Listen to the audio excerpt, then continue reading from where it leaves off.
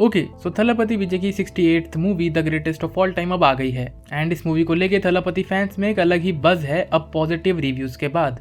But हमारे north India की national chains में ये मूवी रिलीज नहीं हुई, तो शायद आप में से ज़्यादा लोगों ने ये मूवी अभी तक ना देखी हो। तो हाँ, इस वीडियो में मैं द गोट मूवी को लेके स्पॉइलर डिस्कशन करूंगा, जिसमें बताऊंगा कि मुझे क्या अच्छा लगा और क्या बेकार लगा इस मूवी में, और क्या क्या प्रॉब्लम्स थी इस मूवी में जिस वजह से ये ग्रेटेस्ट मूवी नहीं बन पाई। तो अगर आपको स्पॉयलर्स की चिंता है तो ये वीडियो यहीं पर रोक दो। बाकी अब बात करते हैं मूवी के पॉजिटिव पॉइंट्स पर। वन मैन शो, ये पूरी की पूरी मूवी ना थलापति विजय अपने कंधे पर कैरी करते हैं। विजय को शुरू से उनकी एक्टिंग स्किल्स एंड लुक्स को लेकर ट्रोल करा जाता था, बट रिसेंट ईयर्स में उनकी परफॉर्मेंस में इम्प्रूवमेंट हमें देखने मिली है। थेरी के बाद हमें एक अपग्रेडेड वर्जन देखने मिला है थलापति विजय का, जिसमें से आधा क्रेडिट तो डायरेक्टर्स को जाता है जिन्होंने उनको इतना बढ़िया शोकेस करा। बट हाँ, विजय अब अपनी मूवीज में शाइन करते नजर आते हैं एंड इस मूवी के साथ भी यही हुआ। थलापति विजय इस मूवी में 2 रोल्स करते हैं, जिसमें से एक प्रोटैगोनिस्ट होता है, दूसरा एंटेगोनिस्ट, मतलब हीरो भी यही है, विलन भी यही है, एंड वो दोनों रोल में शाइन करते हैं। एंड वो अपने एक्ट और अपनी मास एंट्रीज की वजह से इस मूवी की मेजर हाईलाइट बन के सामने आते हैं। तो ये कहना गलत नहीं होगा कि थलापति विजय ने पूरी की पूरी मूवी अपने कंधों पर ही कैरी करी है। बट सबसे बड़ा क्वेश्चन अब भी यही आता है कि अगर ये मूवी पूरी की पूरी विजय ने कैरी करी है तो ये मूवी वाइज कैसी है? तो क्या मूवी सिर्फ विजय फैंस के लिए बनी है? तो इसी पर है हमारा next topic, only for Vijay fans. हाँ, तो मेरे एक फ्रेंड ने एक बात कही थी कि ये मूवी ना विजय फैंस की डेडपुल एंड वुल्वरीन है, मतलब fan service he fan service. And इस मूवी में भी काफ़ी फैन सर्विसेज है, जैसे कि पुरानी मूवीज़ के डायलॉग्स का यूज़ करना, फिर चाहे बात करें इंटरवल ब्लॉक की जब थलापति वर्सेस इलियापति लिखा आता है, जो कि तमिल ऑडियंस को चिल्लाने पर मजबूर कर देगा। त्रिशा कृष्णन का सॉन्ग हो जिसमें वो अपड़ी पोड़े सॉन्ग के क्लासिक डांस स्टेप्स करते नजर आते हैं। Overall movie proper fan service देती है विजय फैंस को एंड मोस्ट प्रोबेबली विजय की सेकंड लास्ट मूवी है, तो थलापति और उनके फैंस को ऐसा फेयरवेल देना तो बनता है बॉस। एंड मैंने यहाँ मोस्ट प्रोबेबली क्यों बोला है इस पर मैं बाद में आऊँगा। First half versus second half, इस मूवी के साथ एक चीज़ अच्छी है कि ये मूवी का सेकंड हाफ उतना बुरा नहीं है जितना प्रीवियस कॉलीवुड मूवीज़ का सेकंड हाफ रहा है। फर्स्ट हाफ का बार ऑलरेडी इतना लो था कि सेकंड हाफ से हम कुछ out of this world expect भी नहीं करते। एंड फर्स्ट हाफ मुझे काफ़ी अच्छा लगा था, स्पेशली बच्चे की डेथ वाला सीन।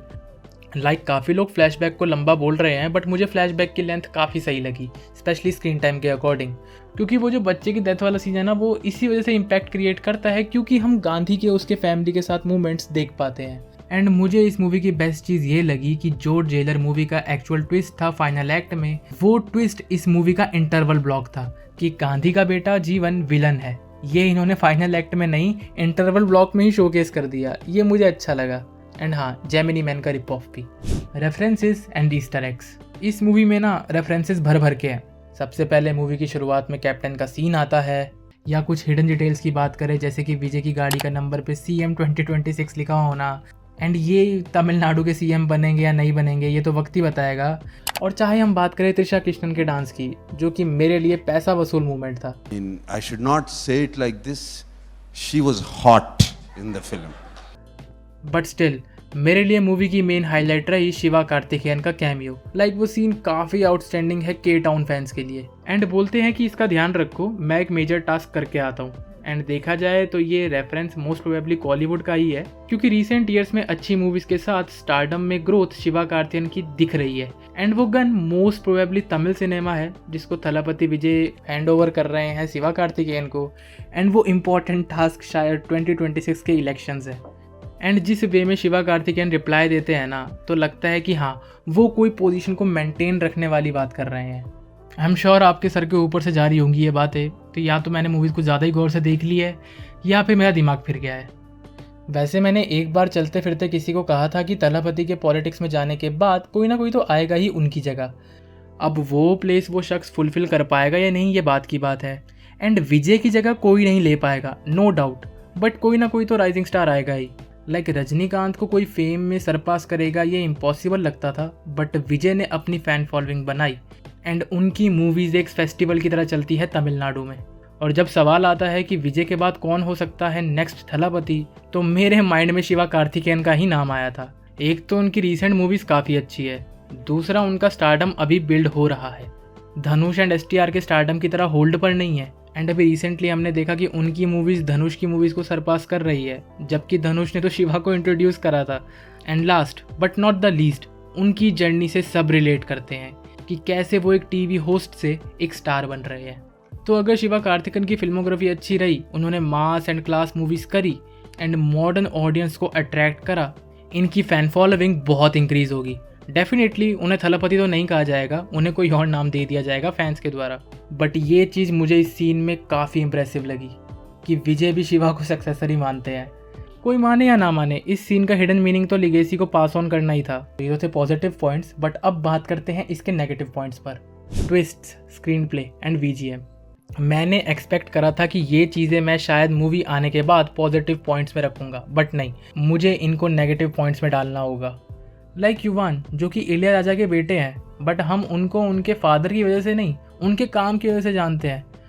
उन्होंने काफ़ी आइकॉनिक तमिल सॉन्ग्स दिए हैं एंड सूर्या एंड अजीत को उनकी आइकॉनिक थीम दी है। एंड जैसी हैवी ट्रोलिंग चल रही थी युवान की रिलीज़ से पहले, तो मुझे लगा था कि ये सबको रॉन्ग प्रूफ कर देंगे, ये जेन्युइनली अच्छा म्यूज़िक देंगे। बट नहीं, इस मूवी का म्यूज़िक हिट एंड मिस रहता है। लाइक कुछ सीन्स में म्यूज़िक काफ़ी अच्छा लगता है और कुछ सीन में लगता है कि ये म्यूज़िक क्यों है इधर। एंड वेंकट प्रभु की फिल्मोग्राफी ना मैंने गोड की रिलीज़ से पहले ही देखनी शुरू कर दी थी एंड मैं काफ़ी इम्प्रेस्ड हुआ था मनकदा एंड मानाडू मूवी से। आई होप मैं इनका नाम ढंग से ले रहा हूँ। एंड टू बी ऑनेस्ट, मानाडू मेरी फेवरेट वेंकट प्रभु मूवी है और मैंने कस्टडी भी देखी थी जिसका स्क्रीन प्ले बहुत ही बुरा था। तो मुझे डर था ही कहीं ना कहीं इस मूवी का स्क्रीन प्ले मार ना खा जाए। तो हाँ, यहाँ कुछ ऐसा ही हुआ। तो हाँ, इस मूवी का स्क्रीन प्ले कुछ सीन्स में मार खा जाता है एंड वो खुद को इतना लंबा फील करवाता है, स्पेशली सेकंड हाफ में। और ये स्पार्क सॉन्ग बीच में प्लेस क्यों करा, ये मुझे अब भी पल्ले नहीं पड़ा। एंड ट्विस्ट जो है वो प्रेडिक्टेबल है। लाइक आपने प्रशांत, जयाराम, प्रभुदेवा जैसे एक्टर लिए हैं तो डेफिनेटली ऑडियंस समझ जाएगी कि इनमें से कोई ना कोई एक विलन होगा। एक तो प्रभुदेवा पूरी मूवी में अजीब से एक्सप्रेशन देते हैं कि मतलब यार मुझे क्या, योगी बाबू को भी शक हो जाएगा कि भाई यही कल्प्रिट है। एंड मेरे अकॉर्डिंग तो मूवी का फाइनल एक्ट वहीं ख़त्म हो जाना चाहिए था जब पता लगता है कि प्रभुदेवा ही विलन है। वो धोनी वाला सीन तो एकदम अननेसेसरी था एंड उसमें इतने cringe moments and poor editing की वजह से वो बॉम्ब सीक्वेंस पूरी मूवी का स्टैंडर्ड जो कि डिसेंट चलता है वो गिरा देता है। अगर वो बॉम्ब सीक्वेंस जो कि लास्ट 30 मिनट्स में आता है वो अगर नहीं होता तो मूवी मनकथा लेवल की निकलती। बट नहीं, डायरेक्टर को तो विजय स्टेडियम पे बाइक चलवानी है। थलापति 70 कन्फर्म्ड। तो विजय तो 69 करने के बाद रिटायरमेंट ले लेंगे, मतलब थलापति 69 करने के बाद रिटायरमेंट ले लेंगे। बट मूवी में जो उन्होंने क्लोन वाला सीन से सीक्वल टीज करा है ना, तो हो सकता है कि इस मूवी का सीक्वल बने। एंड एक सीन में तो 70 लिखा आता है, तो हो सकता है कि इस मूवी का सीक्वल आएगा। अगर हाँ, तो डायरेक्टर से रिक्वेस्ट है कि इस बार की script fan service and CS के रेफरेंसेस से मत भरना, थोड़ा मानाडू लेवल का भी लिख लेना प्लीज़। बाकी फाइनल वर्डिक्ट कहूँ तो as a Vijay fan and Kollywood watcher मैंने ये मूवी इंजॉय करी। But as a movie watcher ये मूवी बहुत अच्छी बन सकती थी। प्लॉट अच्छा था एंड पोस्ट क्रेडिट सीन भी अच्छा था, बट इन दोनों के बीच का कनेक्शन स्क्रीन प्ले नहीं बना पाया। बाकी यहीं तक था आज का वीडियो। बाकी मैं मिलता हूँ आपसे नेक्स्ट वीडियो में, तब तक के लिए बाय बाय।